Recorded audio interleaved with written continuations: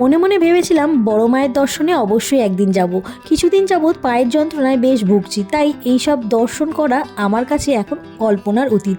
কিন্তু আজ রবিবার হঠাৎ করেই পায়ের যন্ত্রণাটা একটু কমায় আমরা সপরিবারে বেরিয়ে পড়লাম মায়ের দর্শনে। সত্যি মায়ের ডাক আসলে সে যে কোনো পরিস্থিতিই হোক না কেন, ভক্তরা অবশ্যই পৌঁছে যায়।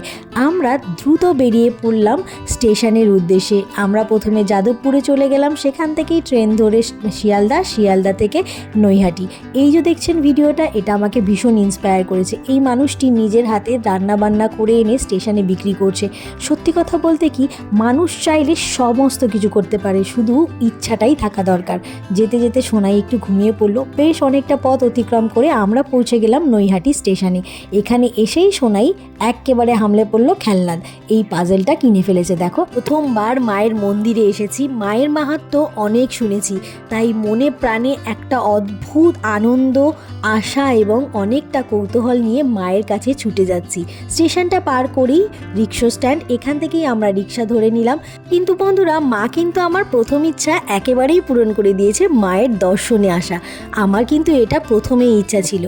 চলো বন্ধুরা, আজ এই পর্যন্তই। দেখা হচ্ছে মায়ের মন্দিরে। মাকে তোমাদের সঙ্গে এবার দর্শন করাবো। আজ এই পর্যন্তই, টাটা।